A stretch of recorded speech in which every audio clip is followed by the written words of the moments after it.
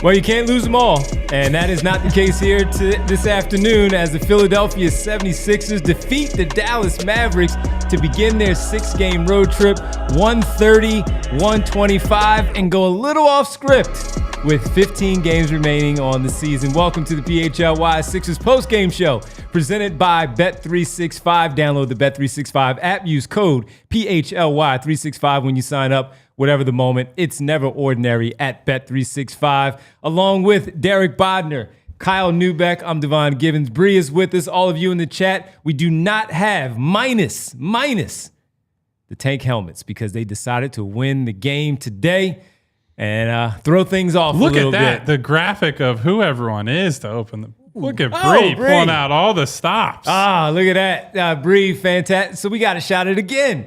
We're here, but Bree is here because you see all the great work there. You'll see some of the other stuff a little bit later as we go over the Tank Watch, the player of the game, the Ace Hardware temperature check, and Bree will have all of that ready to go for us today. But Derek, again, starting off the 6-game road trip, 19 total players out combined between the two teams, Sixers with 10, but they get contributions up and down the lineup with 7 players in double figures, led by, once again, Quentin Grimes with 28, still doing Quentin Grimes things, trying to put a stamp on more money in the offseason as things play out. Yeah, it really was. And it's like one thing, we can all talk about losses and we can all talk about how important they are.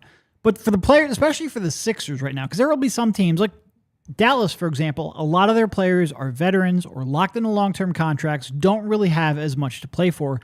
The Sixers, legitimately, everyone on that floor does not have a guaranteed contract for next season. Legitimately, every single one. Now, obviously, Quentin Grimes is going to be an NBA player, but how much that next contract is going to be is still in a little bit of flux. So everybody has something significant to play for. Even if it's not necessarily like a trip to the postseason, they all still have a lot of incentive. And in the first half, their defense was disgusting. It was truly, unequivocally disgusting. Yeah. And it's like sometimes they will have a transition defense game. The Sixers have the 3rd worst transition defense in the league this year, but it'll be like they took bad shots, so the other team had a lot of opportunity. Or you're playing someone like Denver, and they were able to just punish you in certain ways. This first half was bad because they were getting back, and then like PJ Washington would have a 1-on-3 and just split 2 defenders at the foul line. And it's like you were in position and you just didn't care. But that turned around completely in the second half. So the first half, you had some good perimeter shooting. I think they made 6 of 12 threes in the first quarter, had a really good run of it, kept them in the game. And then the second half, especially in that third quarter, their defense woke up a little bit. They started playing with the requisite effort to win, started forcing some turnovers, getting out on the break. And I mean, Dallas just couldn't make a layup for most of the second half. It was really weird, but it does go back to they just have more players who are playing for something than a lot of these tanking teams do. Bree, is this a show we can curse on, or am I going to get us in trouble if I drop a... I want to tell you guys You won't get in trouble from me, that's for sure. Maybe I'll tell a modified version of a story from my childhood. So in my parents' basement, growing up, my dad had a neon light. It was I believe it was a Moosehead Lager neon light. It was very cool. It was like 4 or 5 different colors. And so when we had a pool table down there, it would sit by there. And so you didn't have to have real light on. It felt like a bar. Like that's the vibe he's going for, right? And one time my parents are out of town for the weekend and I had a couple friends over while my aunt was over watching us. And the friend will go unnamed, but one of my friends threw a ball I remember the story. Broke the Moosehead neon light. And it was concealed from my dad as long as we could. Dad eventually finds out. I have to tell him who did it. And maybe like a couple weeks after that happens, it comes up in a mixed conversation with his friends are over, they're talking. And he goes, yeah, I like so-and-so. We'll blank out their name. I like so-and-so. They're a good kid. They're just not allowed in my fucking house anymore. And that's how I feel about that performance. It was, yeah, I like Quentin Grimes. I like Jalen Hood-Scavino. I like all these guys that I'm happy for them. Don't ever do that again. And I think the frustrating part about that win or that game specifically is that they are in this situation, Derek, where, yes, it's a lot of guys fighting for contracts, fighting for, we were talking about during the game, Jeff Doughton is not just someone fighting for his role next season. He's someone who's fighting for his NBA life, right? Like, I can understand exactly where his drive, his passion, his desire to make something of this stretch comes from. I absolutely am not going to criticize, get mad at guys who their careers are on the line and saying, I'm going to play hard. I think the reason winning that game is so frustrating to me is because they spent half of it very clearly not giving a damn about absolutely anything, and they won anyway. So I can't even sit here and feel good like, man, those guys were dialed in. Man, those guys really wanted to play defense. They locked in from minute one and gave you 48 minutes of effort. Like, even if you were to say, like, hey, it's destructive to tanking efforts and whatnot, like, I can at least say that's a blue-collar, lunch pail, put your hard hat on effort that deserved to win. It's really just like, Dallas sucks and is injured and didn't care also, and you won the contest of, like, whose half of trying mattered more. That's all that was to me. And so don't ever do that again. That's kind of how I feel. If you win because you play hard for 48 minutes and you're locked in, okay, cool. That would suck for long-term reasons, but I'm cool with that. Playing one half of basketball and winning, scoring 130 points is just, I just don't know what to do with that. We keep saying, and we have said, and it's gotten to a point with 15 games now remaining where we talk about just go out there, play hard, give effort, and see how things play out. The unfortunate part was they let it play out and they won the game. At one point, excuse me, thank you. Getting one choked up about that win. I'm getting choked up. At one point, they were down by 11, and we all kind of felt like, okay, Dallas has figured it out. That the Sixers, they gave the effort, they hung in there, they stuck through it, but Dallas is just making it happen and they're getting it done. But that's when it really started to really look like, okay, especially going into halftime where the Sixers cut the lead to 4. And you're going into the break, and you're like, crap. How's this one going to go? Missed free throws, missed layups by Dallas, but the Sixers continue to fight. So as frustrating as it is with us, all of us coming together as a community and saying, all right, for the final 30 games, coming together, greater good, lose these basketball games so you can secure that top 6 pick at the end, or at least give yourself a chance for us to talk about it all the way through May 13th to give us something to discuss. And you get this. Now, I know I'm the one that's always like, hey guys, this is going to be fine. Don't worry about it. They can't lose all of them. Well, look, the Sixers are bad. But as Derek pointed out, you have so many players with 10 guys out for the 76ers who are regular rotational players for the basketball team. You're now looking at the remaining 9 that they had available here tonight, where they had 10 players play tonight, added 2-way contract guy, 10-day contract from the other day, 10-day contract today, another 2 more 2-ways playing coming off the bench, and they give you like 60 points off the bench, and you can't be mad at them for trying to save and trying to cement themselves for it. We talk about for a roster spot maybe somehow, or at least a training camp invite. We always look at Summer League and say, guys go into Summer League and play hard that are not those top picks, because you have other teams that look at your film, overseas is watching, and the G League. There are 3 ways outside of just landing an NBA deal. There are 3 ways right there for you to extend your job, right? To keep it going and try to lock in something for the start of the actual basketball season. It's tough though when we are all in the same mindset and understand what the greater good is for this basketball team, which is to just go out there and lose. They competed, they gave effort, but in the end, Klay Thompson, what are you doing dribbling through 3 people after you get a defensive stop and turn the basketball over? Or Spencer Dinwiddie, how'd you blow that layup? Or Najee Marshall. Spencer Dinwiddie, what are you doing taking that 3 at the end of the game? How'd you miss that layup, Najee Marshall? PJ Washington, you had a double-double, but you smoked 2 more layups. And Max Christie, how are you missing free throws there? All of these types of things that are just playing out through the game They're not going to lose them all. They have 15 left. Guess what? Tomorrow they play on the second day of a back-to-back where they have the Houston Rockets. Oh, yeah, they're getting smoked. Who are trying to lock in a top seed in the Western Conference. OKC on Wednesday, and they keep going with this West Coast trip. So a little blip, off script right here today. They got the W. It's unfortunate, but here we are talking about it because Quentin Grimes, again, is just fantastic. I think the way Slade put it in the chat was probably right. We're not mad. We're just disappointed. But that's the one that always got you as My a dad child. was definitely mad about his neon light, by the way.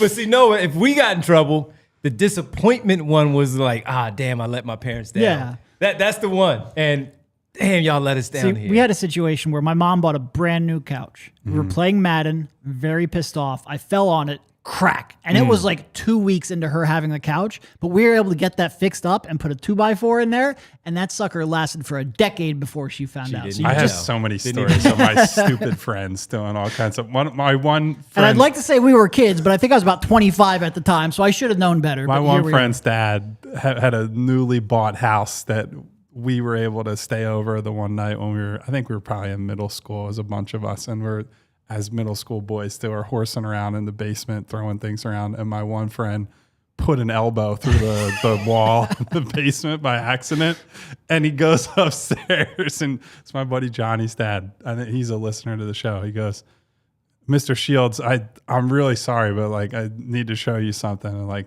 And so he brings him down. He shows. He goes, "That's my bad, Mr. Shields." And he goes, "Yeah, Evan, it was your bad." I was so bad. Not bad. So I'll try to spin this back into analyzing the guys actually on the floor, right? Instead of the existential crisis that we go Of through winning a game. on every show. 7 players in double figures.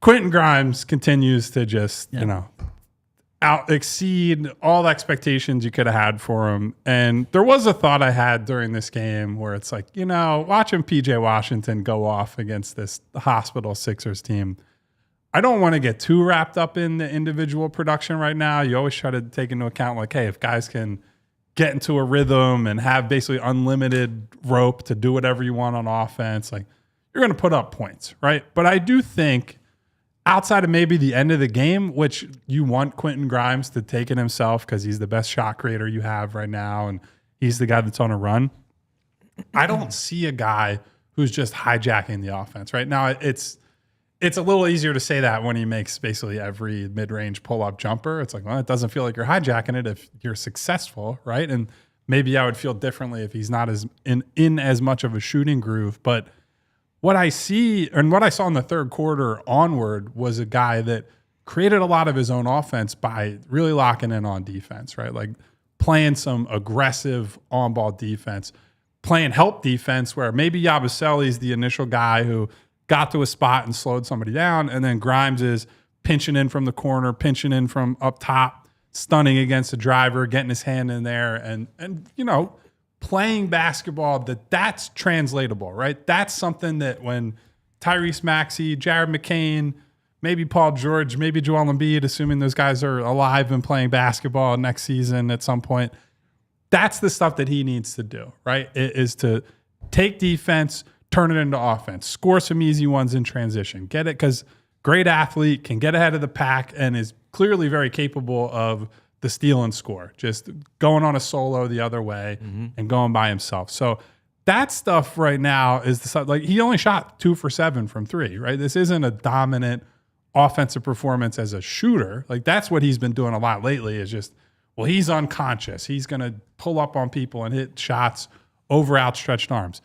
This game was won because Quentin Grimes, 1, played defense, 2, got to the line and found a way to impact this game even without having like the lights out 40-plus point performance where he just can't miss anything. So I think what I'm most encouraged by is that I can take bits and pieces of what he's doing and just see that in a future version of this team. With some of these guys, it's like, that's why the Jeff Doughton stuff is frustrating. It's like what Jeff Doughton is doing Yeah. doesn't really matter for the future versions of this team that I think have a chance. Jalen Hood-Schifino only matters for himself going forward, which is a big deal. Don't get me wrong, but it's not something I'm we're happy going for to those count on. That could be a two-way guy, that they give an extended look. Yeah, I'm happy for those guys individually. The reason that I keep focusing on Grimes, aside from the fact that he's the best player, he's the one. is that some of this stuff is not sustainable and some of this stuff he's only doing in this environment, but there's still a lot we see every single game that's like, oh, that looks good next to Maxey. That looks good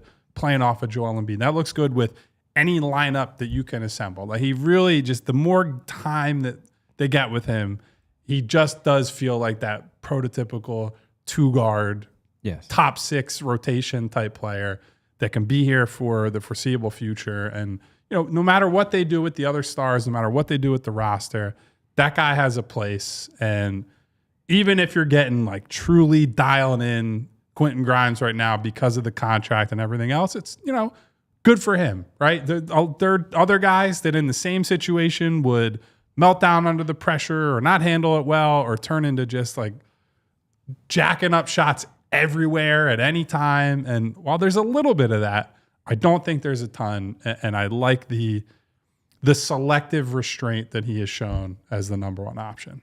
Yeah. No, it is real impressive because, look, he came into the game averaging like 19.5 points per game in his 15 game with the Sixers. Yeah. He's probably never going to approach averaging that again. He's just not going to have the opportunity to do so. He's not going to have the ball in his hands as much. He's not going to have the usage to put up those numbers. But the fact that he's doing that pretty consistently, pretty efficiently, and while still playing two-way ball, despite the fact that this is a time period where a lot of people check out, it is easy to look at what he's doing and just envision it when he's playing alongside more star talent. And even if he's not going to ever average maybe 20 points per game in the future, the fact that when you have an injury or when you have a lineup construction where you need him to go from being like maybe a fourth option, which he might be on most nights, to being a second option, and he's showing the capability of doing that, it gives you just a little bit more confidence in giving him that next contract, which is going to be a sizable deal. Oftentimes we talk about when trades happen or injuries happen and guys have to step up, next man up type of role. When you look at a trade like this where we all said, all right, we understand it. We see where it's going. Season's going a certain way right now. They're still in the mix. Guys haven't been shut down yet, but he has some more scoring punch than Caleb Martin did at the time. But we looked at certain things with the scoring and said, all right, bigger guard, he can do certain things next to those smaller guards when he's in the lineup with them. But it's also the fact that the guy's just checking every box that we've asked of him when it comes to the things from the trade to then moving to this new role where he's taking that elevated role of being the lead guy. He's the lead guy. Maxey hasn't played since March 3rd. We're at March 16th. And might play this week, by the way. Yeah, he might play this week. See. But he's been the lead guy for a while now. Even when Paul George was suiting up, Paul George wasn't Paul George because of the injury and not dealing with the groin injury, dealing with the finger. He wasn't scoring all that much. He was getting the rock. He was getting the opportunity. Quentin Grimes is, and he's checked every box from defender to facilitator, where he's had to play the point guard position, to scorer, which we already knew, but he's doing it even at a level that we didn't expect. And I remember, I just go back to when the trade happened, and Kyle, you wrote the dual story with Tim Cato from DLLS Mavs, and you guys talked about how sometimes he can try to do a little bit too much of thinking he's something. Well, guess what? In this role for what he's doing, the team isn't good, but he's doing it. And what is most important is because of what it may look like in the offseason. We've talked about it. The guy, you're going to get paid. Relax, number one. We already know you're good. You can fit in. Relax. You don't have to keep having these scoring outbursts. I think you've already made your case for why you should get that extension, but this is what you want to see when you're trying to project it out with the player and getting that extension and why you feel like it's going to be worth the money that they potentially give him and ultimately where he fits into that rotation of what he's doing. And today, with the efficiency that Derek talked about, he was 10 for 19 on 28 shots in 32 minutes. He had a lot of really good looks. He turned the ball over 3 times, but he still had 6 assists. So to Kyle's point, he's not just hijacking the offense. He's going within the flow. And maybe when it gets to about 8 seconds, he's like, all right, I got to go cook. I need to get us something. I'm going to go get us into a good spot. And end of the game. And it's like any NBA team, right? Your best player gets the ball, and you're not running as much, right? You're going to say, let this guy, he's got Spencer Dinwiddie on an island. Or Brandon Williams. I'll live with that. Right, exactly. And every time. Look, just bring you into the office. You probably all thinking the same. Damn, he's about to take this guy right to the rack. Because it was just too easy. That's the flow and the groove that he was in, and that's how good he was. So for him, and getting to the free throw line 9 times. Yeah. 9 times. That's the type of production that you want to see from one of those guys that could, on any given night, Kyle said it, he could be your 4th option. He could be a 6th option just in general, but he could also just get so hot where he goes off of 44 and beats the Golden State Warriors on a night when he shouldn't. And that's what Quentin Grimes has done with the 19 points that he's averaging in 15, starting 12, and giving you a decent number of assists in the mix. While it's 3.7 right now, we know that he's had a lot, and those 5 boards. As far as the shooting goes with the splits and all, he's still shooting, what he came in close to 40 with the trade? He's still shooting 37.6% through those games Quentin Grimes has for Nick Nurse's team right now. So the guy's been phenomenal. He has been that good. He has been on a really, really good run, and he should not be playing as many minutes as he should. What was it, 32 somewhere we all projected that he would be around, and that's what he had tonight when Nick Nurse said he was going to start chipping away at some of those minutes for Oubre, Grimes, and some of these regulars, and Yabusele. Well, he played 32, and he still cooked the Dallas Mavericks in the situation that they're currently in right now. We're going to take a quick break. We come right back. We keep it going. A lot of good to talk about. We'll get to the Ace Hardware temperature check. We'll get to the player of the game. We'll check in with our good friend from the DLLS Mavs, and that is Marc Stein, friend to the show. He's going to check in with us a little bit later since he was at the game on the ground, talk about some things with him. We'll get to it all right here as the Sixers win, snapping their 3-game losing streak, 130-125 over the Mavs for this Sunday afternoon hoops. The show, as always, presented by Bet365. Oh, man. Gotta tell you about, I was a little off script today, too. I thought the Mavs were going to win. I got the P.J. Washington part right, like in the first quarter, for them to have that number at 14.5. We went the over. He had 14 in the first quarter and eventually ended up with a double-double, 20-plus there. So we got that right, but I let you guys down on Bet365. But no worries, there's still plenty of basketball left to be played today, and you can jump in at Bet365 and become, if you have not already, become one of the 90 million users worldwide as part of the Bet365 family. Just get the app, download it, and you'll be all good there. Streams, live streams at 780,000 a year for live streams at Bet365. Early payout offers. So if you did have the PJ Washington part, but maybe you thought that Dallas wasn't going to win and you wanted to do that one separately, you got an early payout because that's what happens at Bet365 with the NBA and the NHL as well. Bet365 has pioneered live in-game betting, the early payout offers as well, not only in the NBA, but the NHL. If your team goes up by 20, early payout there. And also if your team goes up by 3 goals in game there for the NHL, you also get an early payout as well for the NBA and the NHL. So all you have to do with the breaking news happening at Bet365, new customers get $150 in bonus bets when you bet 5. You win or lose, no worry. You get that $150. Sign up, use code PHLY365. Deposit $10 and place a $5 bet to get $150 in bonus bets if your team wins or loses. And those bonus bets can be used on the spread, totals, player props, futures, and more. Whatever the moment, it's never ordinary at Bet365. And when you're looking at futures, the selection Sunday is today. Maybe you pick a future for who's going to win the national Florida's championship. looking pretty damn good. Yes, they are. So do that. Download the app at Bet365. Must be 21 plus, physically located in Pennsylvania. If you or someone you know has a gambling problem and wants help, call 1-800-GAMBLER. And guys, March Madness is coming up. And maybe you don't want to have to think so much about what you're eating and when and how to prepare it. And you just want to be locked in on your bracket, your games, everything that's going on. Well, Factor Meals can definitely help you. You can optimize your nutrition while you maybe make some other poor decisions, right? Factor has chef-made gourmet meals that make eating well easy. They are dietitian approved and ready to heat and eat in just 2 minutes so you can fuel right, feel great, no matter what life throws at you. Factor arrives fresh and fully prepared. It's perfect for any active and busy lifestyle. With Factor Keto Meals, you can lose up to 8 pounds in 8 weeks. That's based on a randomized controlled clinical trial.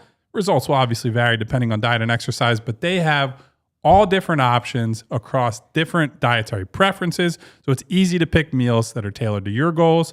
Calorie smart, protein plus. If you really want to load up, you're trying to bulk up at the gym, can help you out there, or those keto meals I mentioned. Factor can help you feel your best all day long. They also have wholesome smoothies, breakfast, grab-and-go snacks, and more add-ons. I know we got the cold-pressed juice that they sent us, these nice, beautiful, different color bottles of all kinds of, there was an apple, they had some kind of, it's like a ginger. I can't remember all the other different combinations, but they were very good. Reach your goals this year with ingredients you can trust and convenience that can't be beat. Eat smart with Factor. Get started at factormeals.com/Sixers50 off. Use code Sixers50 off to get 50% off your first box plus free shipping on top of that. What a great deal. That's code Sixers50 off at factormeals.com/Sixers50 off. Get 50% off plus free shipping on your first box. Welcome back to the PHLY Sixers Postgame Show on a Sunday afternoon, presented by Bet365, with the Sixers snap their 3-game losing streak, 130-125 with the win over the Mavs on the road to kick off their 6-game road trip. Let's get to the Ace Hardware temperature check as we dive into the temperature check. I have a fever. I'm sick after that game. So you put your hand on my forehead. Well, let's take a look at the guy that's heating up in the wrong way, and that's Kyle Newbeck there with our Ace Hardware temperature check. Visit Ace Hardware Home Services online at acehardwarehomeservices.com to get started on your next project. Yes, Kyle is a little heated up right now because of the Sixers win, but we're also going to hand this one to, for the first time, he's only been here for about a week, and let's give it to Jalen Hurts-Cafino. Well-deserved. Yeah, well-deserved. He's heating up, man, and he scored some points in the game on Friday. Today off the bench, he played 23 minutes and 28 seconds, 6 for 11 from the floor, 19 points, 5 for 9 from behind the three-point line for Jalen Hurts-Cafino on his two-way deal that he has. Has some time here to get some run with these 15 games, or 17 since he played on Friday as well, also playing tonight. And so far, Kyle, I mean, looking at it again, 19, we saw some good stuff. When we talked about, all right, these guys are out. Paul George might miss the rest of the season. We already know about Embiid. Maxey might not be too far behind. And some of these other players, who do we want to watch? Quentin Grimes, obviously, Justin Edwards, and Dembona out now with the injury. But the guy that I know that I said was Jalen Hurts-Cafino. Yeah. Wasn't sure I was going to get this, but this was one where you look at him and say, I see where why he was a first-round pick, why people keep gambling on him with this type of talent. I will tell you this. He does not lack for confidence. No, he does not. And it's one of the reasons I probably will end up discounting the performance is like he was bombing from like 30 feet out, right? And he is not going to have the opportunity to do that in the future.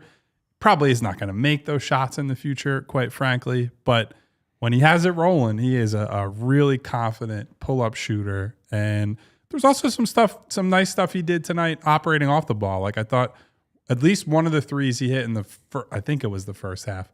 One of the threes he hit in the first half was like a true movement three coming off of a pin down from, I think it was on the right wing, squared his shoulders, rose up, knocked it down. Like that's the type of stuff I want to see, right? Because his ability to hit a pull-up 28 to 30 footer is not going to be tested much in the time ahead, right? It's not going to really matter if he's on a two-way, if he's on a end-of-bench minimum type contract with these guys. You're not going to be relying on him for that stuff all that often. What he will have to do is try to provide some shooting versatility and off-ball utility, and I think you saw a little bit of that in this game. So, good for him having this type of game. It was the other night was, I believe, his first game since like December 1st in the NBA. Now, he did get some time in the G League in the interim. And that was the reason I was given that when I kept questioning on the show, like, why is this guy not on the floor? They felt that he needed to get some reps down in the G League, get his legs under him and whatnot. So good game for him tonight. Whether he's able to sustain that, we shall see. With Lonnie Walker out right now with the concussion, he has an opportunity to try to play his way into that two-guard, sometimes on-ball option that they have off the bench. So a nice little story here as we come down the stretch. Yeah, and that really is like you feel good for him because he's getting a chance to audition. It's a nice little story. Am I confident it's necessarily going to translate? No. He really just doesn't do enough when the ball isn't in his hands. He, like Kyle said, I think he had a couple good attempts off of movement. For the most part, he is a pull-up jump shooter on a team and in a league where he's just not going to get many opportunities to do so. He's never going to be one of those featured players. Can he do the little things to carve out a role even when he doesn't have the ball? it was a good game for him. I'm interested to see how he can adapt that. Like we talk about Maxey, and I think a lot of people don't want Maxey to come. And I will say this, if Maxey does come back, he better be shooting with 5 fingers again and not with 3. But it does give you a chance to see how some of these players play in a different role, and especially players who need to sort of showcase that, not just for the Sixers, but for the other 29 teams in the league. That would be a good opportunity for them to do so. And again, just a really good performance from Jalen Hood-Schifino. So with that performance, we want to make sure that we give him the opportunity to be awarded this afternoon, and that is with our Ace Hardware temperature check. Once again, visit Ace Hardware Home Services online at acehardwarehomeservices.com to get started on your next project. Congratulations, Jalen Hood-Schifino. We're going to take another fast break here just because, look at that, fast break. Another fast break here just to come back because we're going to have Marc Stein here shortly. Want to make sure we get our reads in, get our time. We're hanging out with you for a while. As always, on the postgame show, Sixers win, snap their 3-game losing streak, and they do so in Dallas. We'll talk to Marc Stein when we get back right here on the PHLY Sixers postgame show presented by Bet365.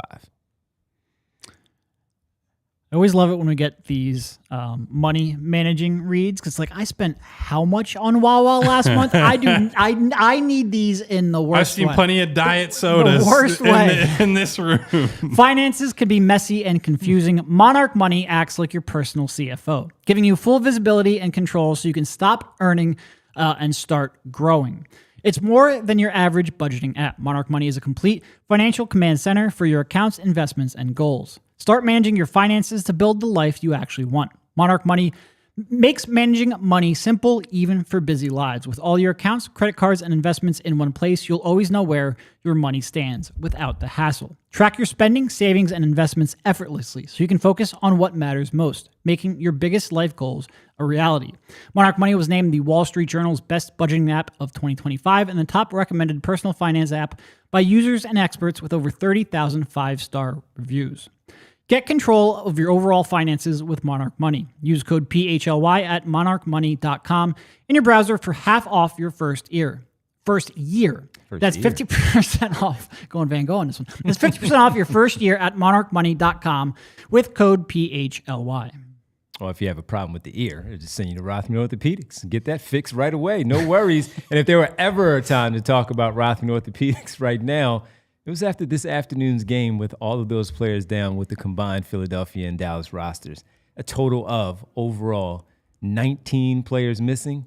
Come on, folks. They didn't call me. Otherwise, I would have had them ready to go with Rothman Orthopedics because Rothman, they practice in specialized care that has been their passion for over 50 years. And with them being affordable and their care rooted in research, they are laser focused with so many people that can check in with any of those injuries that are on the injury report for those two teams, from the hip, knee, spine, ankle, pinky, shoulder, back, all of it.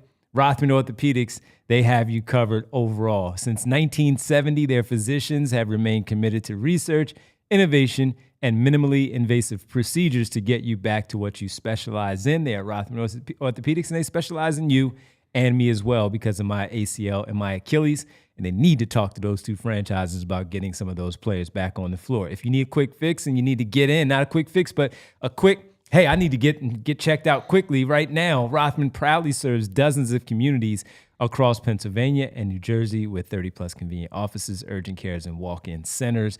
For more than 50 years, Rothman has participated in thousands of groundbreaking research and clinical trials with the goal of advancing knowledge, developing treatments, and improving outcomes for the benefit of their patients. So, if Philadelphia or Dallas, with the remaining schedule that they have, and they have this long injury list of players that are going to be out, I'm going to send them to my friends Rothman at Rothman Orthopedics. Specialize in orthopedics and you. Visit rothmanortho.com/PHLY to learn more and make an appointment today. Welcome back to the PHLY Sixers postgame show on a Sunday afternoon presented by Bet365. Bree, let's run through the player of the game and get that one knocked out as well. Because Quentin Grimes, we talked about him. Let's get the visual up there. Let's get the image. 28, 2 for 7 from 3. How dare he, after a hot day like this, have a flaw like that on his stat line? 2 for 7, 10 for 19 from the free throw line to go along with 6 assists for Quentin Grimes, who is averaging 19 points in his 15 games and 12 as a starter for the Philadelphia 76ers since the trade. Quentin Grimes with yet another acknowledgement of player of the game here on our show. As always, the player of the game is presented by no one. All right. Is Mark ready, Bree? Not yet. All right, cool. We can keep talking here about talk all the debates about tanking that continue to and rage will for on every show between now and the end of the season. It is amazing. Just to kind of get a quick one, Derek, just to look at the week ahead for the Sixers when you talk about what their schedule is and what they have in front of them. Tomorrow, Houston. After today, Wednesday, OKC. As you look at the schedule. And also, we'll you know what? Let's get back to that one later. I won't lose that thought to talk about it a little bit later, because joining us right now from Dallas, still at the game, Bree, DLLS Mavs Hall of Famer from, as we've talked about it, the Marc Stein Substack, markstein.substack.com to get all your information, breaking news, great stories. As always, Jake Fisher, our good friend of the show, as part of the Marc Stein Substack as well. Mark, as always, good to see you, my friend. Good to be with you guys. I'm having some microphone issues, so I hope that doesn't get in our way. But I have a sense that you guys are not in the happiest of moods after this conference. Not so much. Not so much. So yeah, just to get to it again, starting off the 6-game trip, knowing what is at stake for the 76ers. We talked about it right at the top, and just kind of going back to when we discussed, Rich and I, with you after the trade went down with Quentin Grimes today. Another fantastic game in the Sixers uniform for the 28 to help them pick up this W. Seeing him in Dallas and seeing him for his career, but specifically the first half of this season with the Dallas Mavericks on the ground there, Mark, what are your thoughts from afar, seeing him for what he's been able to do in the Sixers uniform, and certainly what he did this afternoon to help them pick up this win?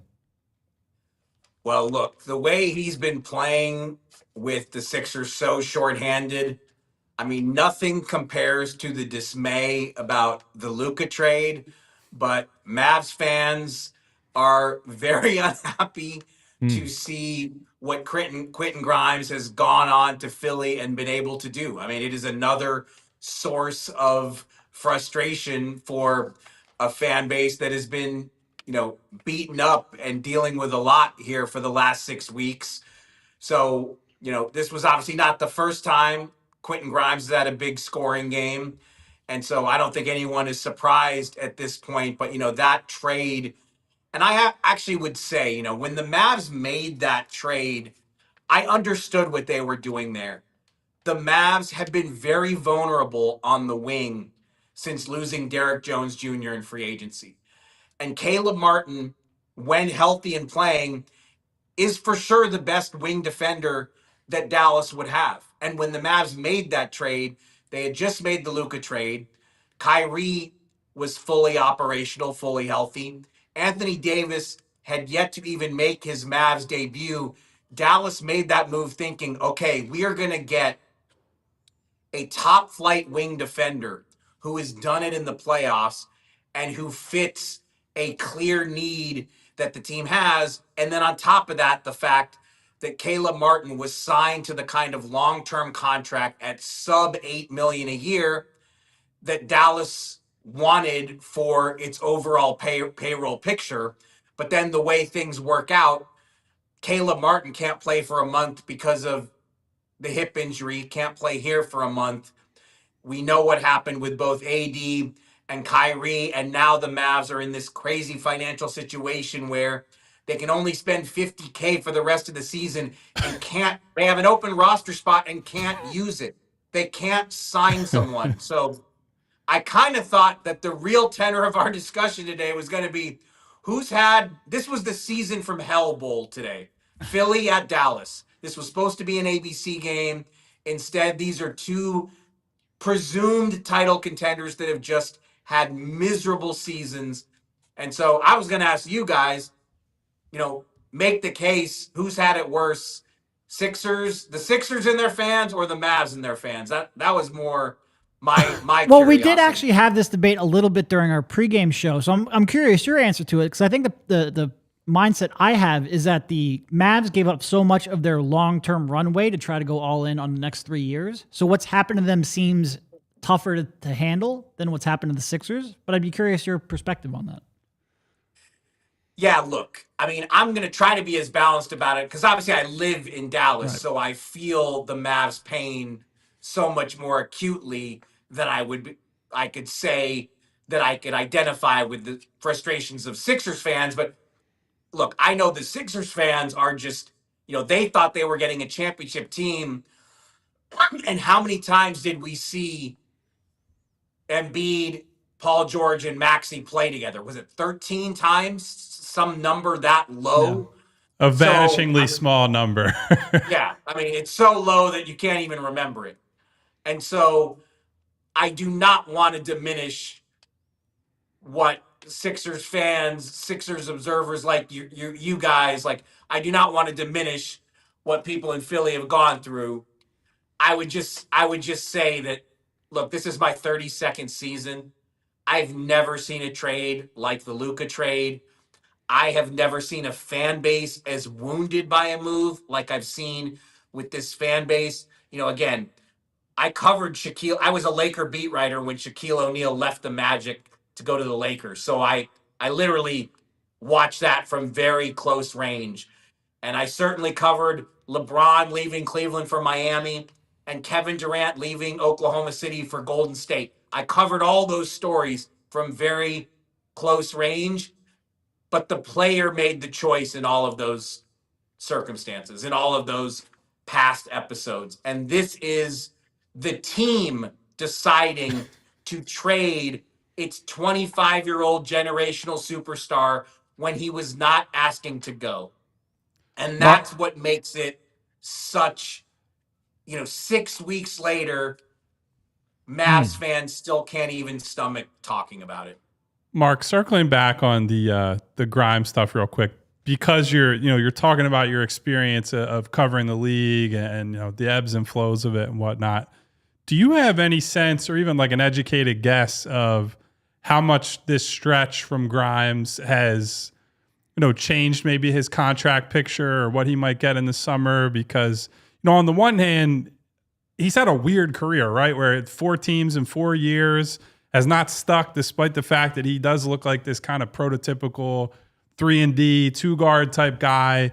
But now with this opportunity that he's had, I mean, he's putting up big numbers and is showing, on both sides of the floor that he can be a helpful player. So do you have any understanding or sense of, what his market might look like this summer now? I've tried to get the same answer. I think it's a little bit early still. I do think that teams realize the circumstances that the Sixers are in. And, he is clearly the best offensive option that they have. He's going to get a chance to, he's going to get 20 shots a night under these circumstances. And it's an offensive load that he's never had before. So I do think teams are cognizant of that and are going to factor that in. The reality is he's a restricted free agent, which is just, restricted free agency is terrible for the restricted free agent. And we know that there's not going to be a ton of cap space available in the summer. So, who out there is really going to put an offer on the table that is going to cause the Sixers a huge amount of consternation? Maybe it happens. Maybe there is a team out there that has been influenced by this high scoring stretch. That kind of forecast really hasn't emerged yet, so I can't tell you definitively yet what his market looks like. Just being around the Sixers today, the vibe I get is, they made the trade because they like him, they want to keep him, they want to do what they can to retain him. So my sense certainly is that the Sixers want him back, but yeah, I think it'll be pretty interesting to see in the summertime what kind of offer he can command. Because if you go back to October when he was eligible for the rookie scale extension, it certainly did raise eyebrows that he wanted to bet on himself and not do a deal. And in October at that deadline, with the teams have such an advantage for because the players, even if they don't do a deal, they know they have to go to restricted free agency. What you've seen in recent, I'd say the last 5 years or so, you see a lot of team-friendly deals done before that October rookie scale extension deadline. And so you have to respect the fact that he was like, no, we want to go out. Instead of taking a deal that we see as lesser, we want to play it out, go to restricted free agency and see how he does. And I think by virtue of the way Grimes has played here lately, he will be one of the more interesting cases in free agency.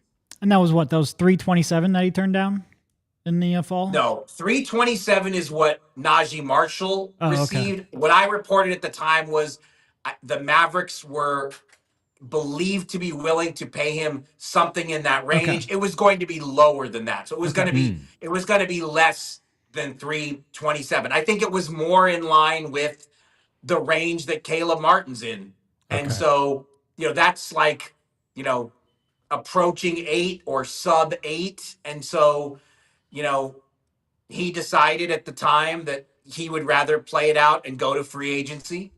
And again, because you're a restricted free agent, like that naturally discourages offers. Yeah. So it's going to be really interesting to see what kind of offer he can generate because, given as well as he's playing, and then how crazy his departure has impacted the Mavs because when the Mavs traded, Caleb Martin had a trade kicker in his deal and some unlikely trade bonuses, but those numbers and that math have contributed to the fact that Dallas right now only has basically $50,000 to spend on new salary for the rest of the season. And like I said, the Mavs have, like you just saw the Sixers sign 2 players to 10-day contracts. O'Shea Brissett and Chuma Keki come in on 10-day deals. The Mavs have a roster spot and can't even use it because they can't spend more than $50K. The idea that they could have to forfeit games because of the situation they're in, it's just so crazy to all of us. Look, I think that's a bit premature / far-fetched. I mean, it's hard to see that scenario happening, but I guess it's on the table because you do have to have 8 guys in uniform for a game. PJ Washington just came back for Dallas and looked very good today.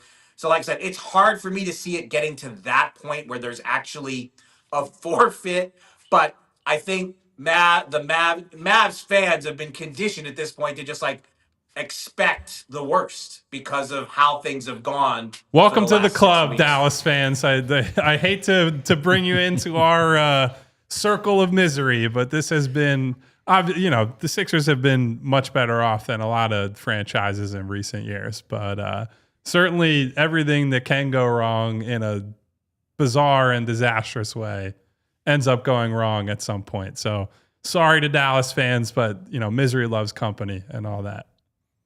Mark, final one, since you just brought up all of that with the issues with the roster construction of what they're able to do and what they're not able to do.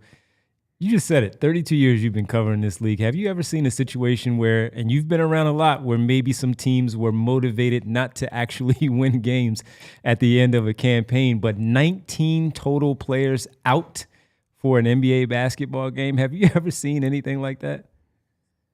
Yeah, I mean, look, there have been injury crises and waves where teams go through this, but it's, the circumstances that link both of these teams again. This was supposed to be an ABC game.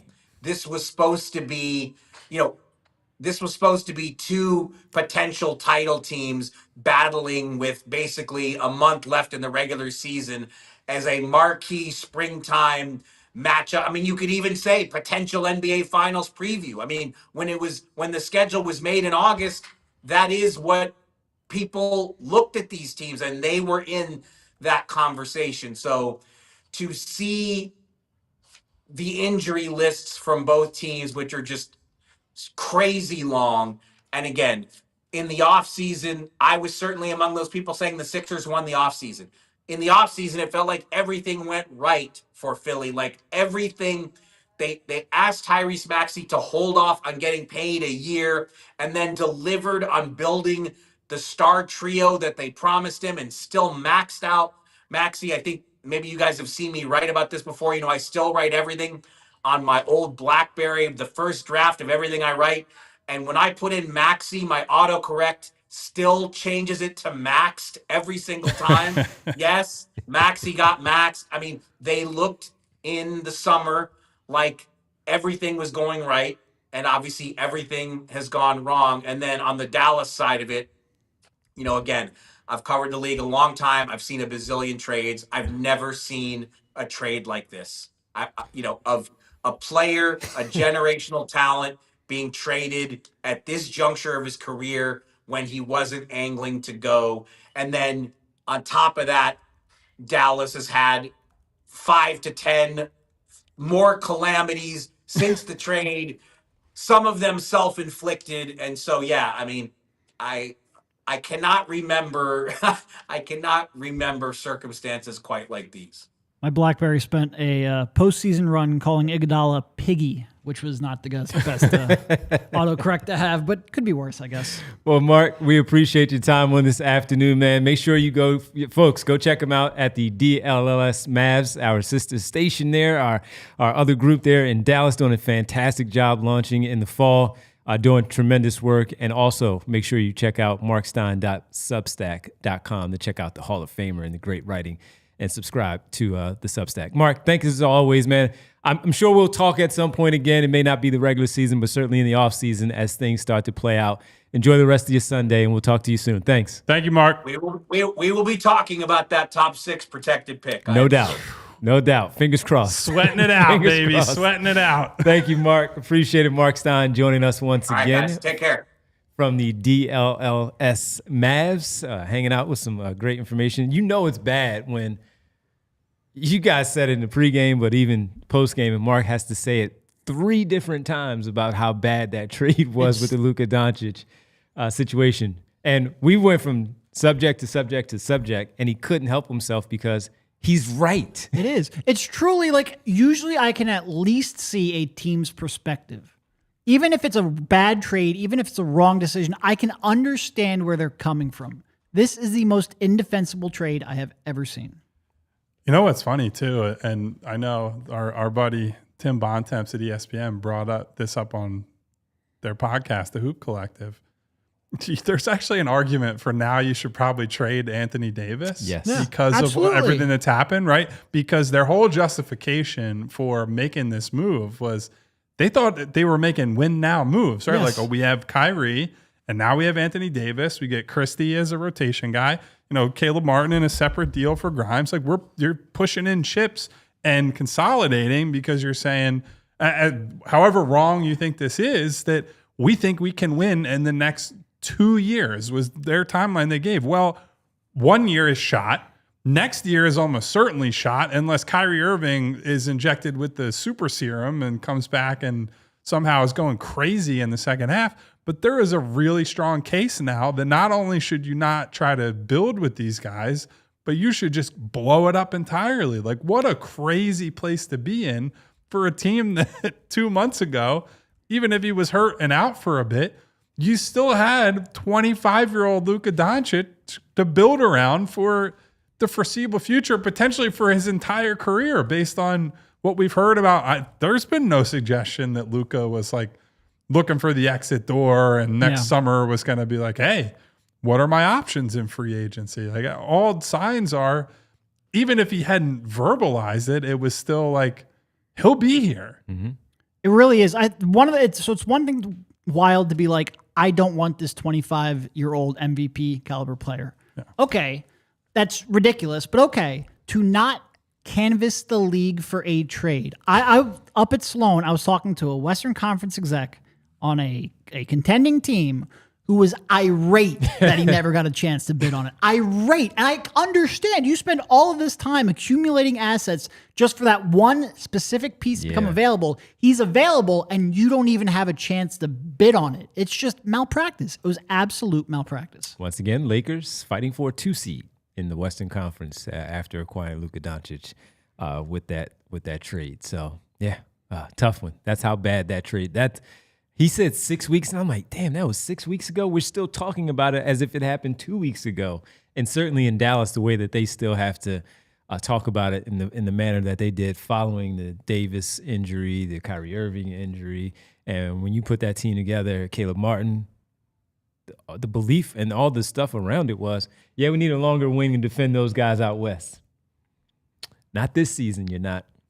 Yeah. Not this Probably season. not next season. Probably either. not next season either. Well, they will scour across the globe for that super soldier serum. Yeah, well, Super Soldier Serum, they're going to have to keep scouting. Let's get to the super chats Across here. the globe. I really screwed that. I meant across the world. You Across the can't make world. a flat Earth. Anyway, it doesn't matter. That's all right. Yeah, it's Not cool. with this team. The Sixers won. Threw you all off. Everything's off balance right now. Mark Jackson with the super chat. In what world is this entertainment anymore? The NBA as a whole has been terrible. Our team has been a frontline example of the state of the NBA.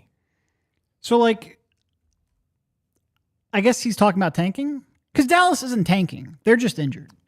Yeah, they suck accidentally. And frankly, so do the Sixers, Yeah. right? Like, they didn't come into this year. Now, You there might was a be clear playing shift. Maxey In the last couple weeks, there has been a clear shift, but it highlights some of the absurdity of it where even when we're saying, hey, they stumbled into it accidentally, they're going to spend a quarter of the season just not playing guys who could probably play or not caring about the results or caring about the results, but wanting them to lose games.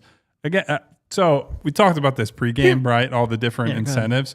One of my other strong takes about if you actually wanted to reform the league, this is what you would do on top of shortening the schedule. Not only should there not be a play-in tournament, fewer teams should make the playoffs. Make the regular season matter again. Because that's the way that you get teams to really dial it up and to care. Fewer games, fewer teams in the playoffs. It's the only way you're going to make teams actually go for it and play hard in January and all these other like months that people write off now. If something is actually on the line, if you are a team that thinks they can contend, but you might not even make the playoffs, that's incentive. That will cause teams to really ratchet it up. So his question honestly could be like an entire offseason show because there's so much that goes into it. And specifically about tanking, like you've got to do two things. You've got to make free agency a way to like legitimately build the foundation of a team. Mm-hmm. It's not. Star free agents don't change teams. Restricted free agency means they don't leave for the first 9 years of their career. And when they do leave, they go to contenders, not the teams looking to build their foundation.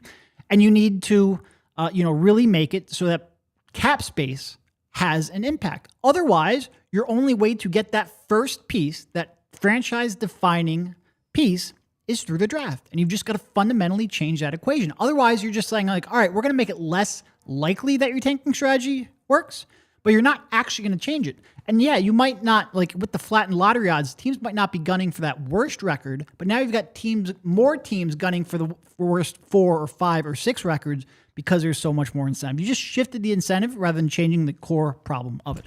As for when it became this way, it's been this way for 30 years. You can go back to Tim Duncan. They single season tank for Tim Duncan. The Cavs tanked for LeBron James. The Seattle Supersonics at the time drafted Kevin Durant and Russell Westbrook and made no interest to put a team around them and ended up tanking another 2 years after that. It's been happening for a long, long time. I think we're all just a little bit more attuned to it now, but it is certainly nothing new. I would also say that it's like there are two different conversations here. I don't want to be one of those people who's like the NBA sucks, right? I don't believe that. I think the talent level is super high. I think we're seeing. I think this is the best the NBA has ever been. Skill and talent wise, it is undoubtable. Yeah. Like the fact that these guys have made it where pull up jumpers have become boring, like pull up threes. Yep. That's a testament to how the game has evolved and how much better these guys have gotten at the mechanical skill of the sport. But when you're talking about all the various structures and incentives and things that have gone into the game and have changed the sport, I don't think those are all good. So like, I'm certainly not one of those people that like back in my day, blah, blah, blah, blah. Like these guys are awesome. Yep. The players are awesome, but a lot of the factors that have changed the league that have homogenized it or have changed the incentive structure or whatever, like those are real problems. And I'll never be in the business of, when fans for a long time say, this isn't good or I want change, to ignore those people and just say, well, these guys are better than ever, so you should just like it. Like, I don't believe in that. And even one of the major complaints about this, there's two major complaints. One, end of season tanking. Two, the amount of three-pointers. That complaint only exists because players have gotten too skilled. We're at the point where it's like these shots from 25 feet away are too easy. We need to change the rules because they're exploiting them. It's a great game. I really believe that. And we've changed a little bit of our rules here. Just want to make sure we tell everybody to go sign up at allphly.com to become a diehard member. And right now, folks, I looked.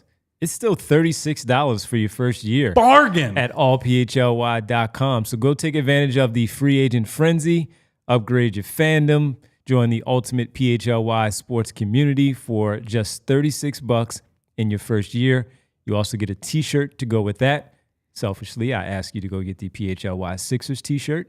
And when you do, again, let us know that you got it. Show us a quick pic of it, what it looks like, how great it is, and how much you love to read the stories, the diehard articles from Derek and Kyle on the Sixers, but also the Eagles with free agency and all the movement going on with them, the Flyers and where they're about to be, up and down, the tanking, Tortorella, everybody all ticked off. Charlie's got that all ready for you. And then less than 2 weeks away from the start of baseball season, where Kyle has to read and write about the Phillies. I certainly am not writing about them. I will read because I support our work here no matter what the sport is. That's but I right. will not be writing about no damn baseball. All of that available to you at allphly.com right now for $36 in your first year. That's just $3 a month to become a member of our community, and we appreciate it. Let's get to Attila with the super chat here. Speaking of this way, you must get rid of 2 of the following 3. Which one are you keeping? Drones, time zones, Quentin Grimes. So I guess the drones thing is obviously a question phrased at me because I'm the resident I drone think so. guy of the show. Think so. Drones would obviously be gone, in part because they're just not as useful as the other ones, in part because they're being used in wartime a little bit too much now, and I don't like that at all. Time zones you kind of can't get rid of, though. Like, obviously, this question is phrased like you got to keep Quentin Grimes. It's tough to get rid of time zones unless you get rid of the sun, and that has some pretty drastic side effects. So I'm saying you can't get rid of time zones. But they have talked about trying to get rid, at least not just getting rid of the time zones, but also just let me flip it and say the daylight savings. Oh, no, daylight No, savings I'm- needs that's where to I'm go. going. Yeah, get rid of it. Absolutely. Like, we could all follow the UTC time right now. We could do that. Nobody does it because don't it doesn't disagree. represent what time of the day So it it is. would be like this right now when we flipped it. Yeah. Right now. Until you can change the sun or actually make it a flat Earth. Yeah. Hat tip, Kyrie. Can't change you can't time really get rid of zones. the time zones. Well, I'm going to be a humanist here and say I'm not getting rid of a person. I think he meant from the team. I'm saying I interpret if the that option as is the between getting rid of drones, getting rid of a construct to organize our days, or erasing a person, That being I'm said- getting rid of the thing that's not a person. If you get rid of the sun or make the Earth flat, you're probably going to lose more people than just Quentin Grimes. What's the one in the Avengers where they just start to kind of just like become ash? What is it? Is it like You got Thanos snapped. Multiverse or something? Where they just kind of disappear? Endgame. No, I don't remember what the actual explanation Okay. was. They got snapped out of the universe by Thanos with the Infinity Stones. Okay, right. So I don't Yeah. know. Didn't they go to limbo or I don't So it's a different. I don't actually remember. That's part of the. Right, Bree? I have fallen out of the Marvel blipped. universe, although I have been They were watching. blipped? Yeah. Okay. Blipped?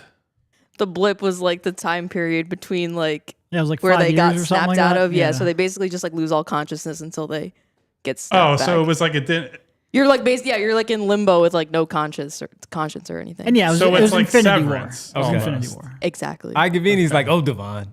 I don't know. That's why I asked. I know I'm not. I watch them to watch. I don't watch them. I don't know the backstory and all kinds of why this one goes into that one. Yes, I need to get up on the Marvel. Now, if we're just saying who are you keeping, and it's Quentin Grimes on the Sixers, and we're not saying who are you keeping as a Which general again is concept. how I interpreted it. Yes, Yeah. I'm Yes. just being difficult, which you guys know I like to be. Never. I'm keeping time zones. I agree. I Yeah. think that they're more essential. Yeah. Because once you get into, like, if we're all just on the same 24-hour clock, imagine trying to communicate in this global world we live in with anybody who's like, oh yeah, it's 2 p.m. Well, my 2 p.m. is a lot different than your 2 p.m. If you're in, we have people in Australia, we have people in England, we have people in like, I don't have any frame of reference for anything that's going on. Well, yeah, I mean, look, you would just start using the GMT time, and everyone would go by that 24-hour thing. But it's meant to help showcase what time of the day the action is occurring.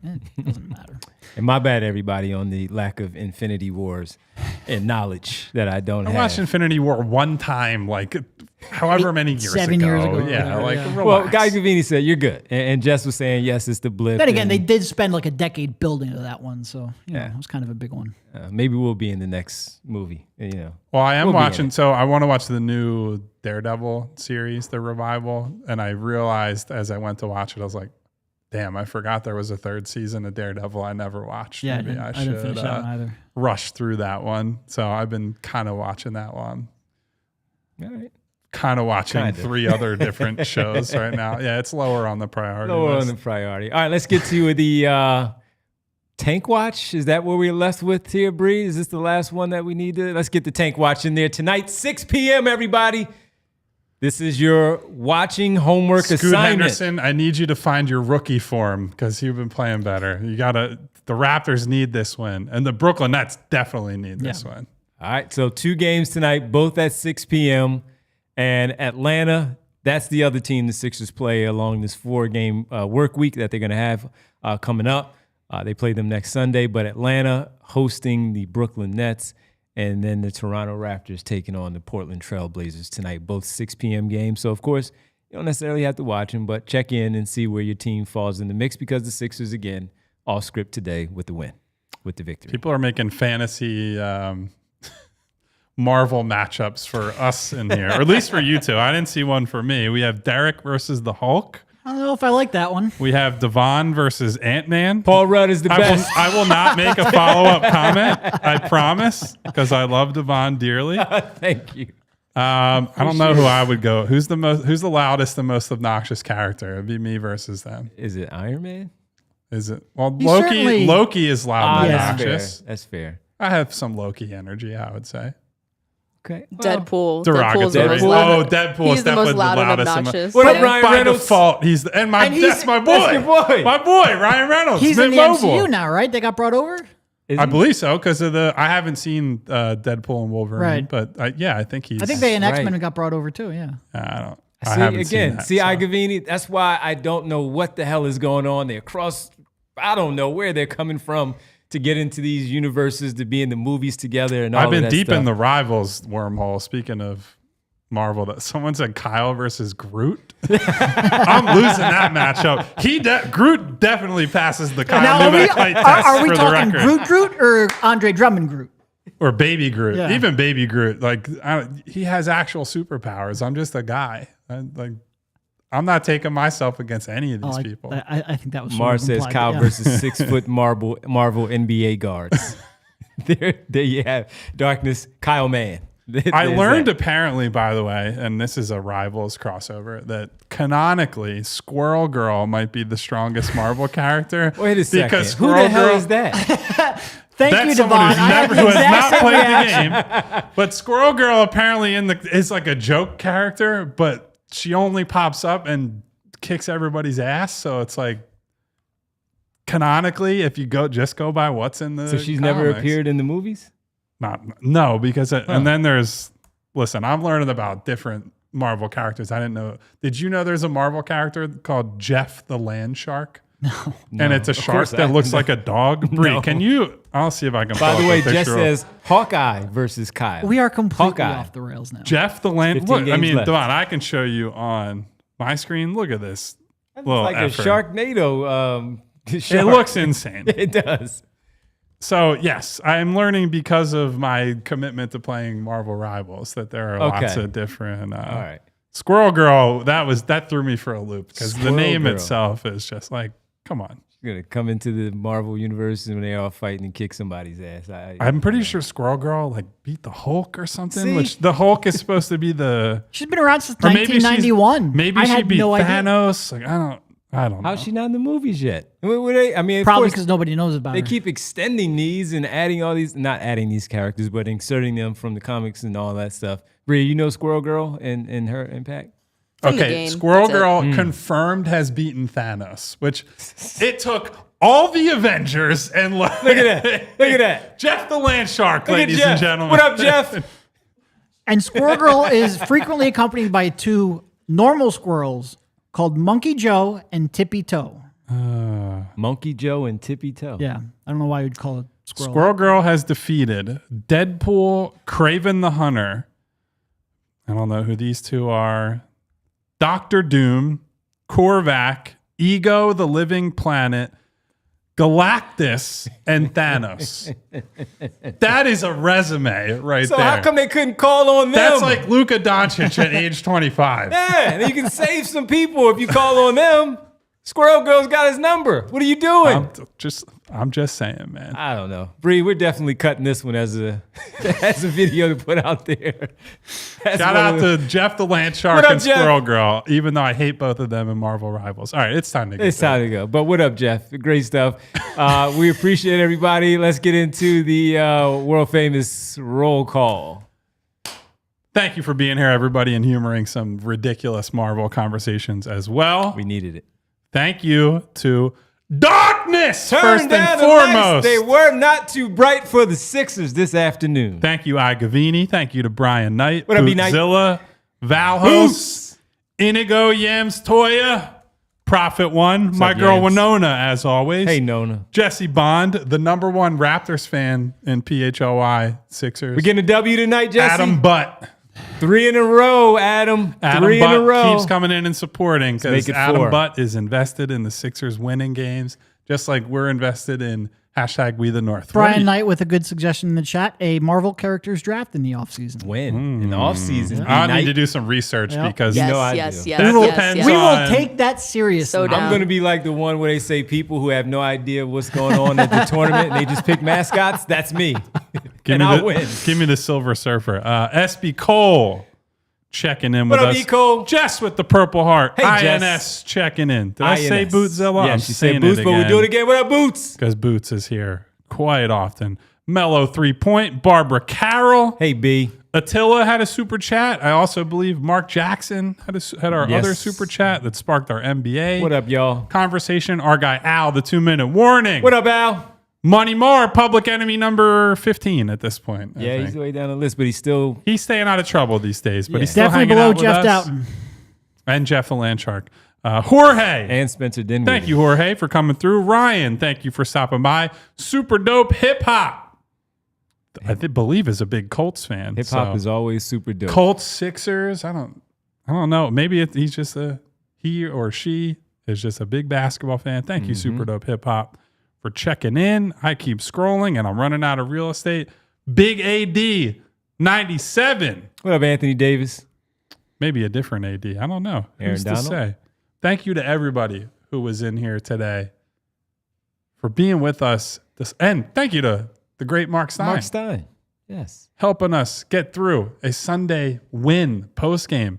Please hit the subscribe button for more content like this and get the bell icon clicked on so you get notifications each and every time we go live. And please hit that thumbs up button. Number 1, help us in the algorithm. Number 2, but really number 1, and more importantly, say thank you to super producer Bree, who's fired up for a future Marvel characters draft. We will be back tomorrow night, Monday night. Sixers take on 7:30, Houston Rockets, 8 o'clock tip. Those Rockets are pretty dang good, guys. And hopefully the Sixers will be back to their losing ways. We will be back for a 7 o'clock pregame, or is it 7:30 pregame for an 8 o'clock tip? We'll see you then. Until then, take care of yourselves. Enjoy your Sunday. Goodbye. See you. We all silly like the mayor.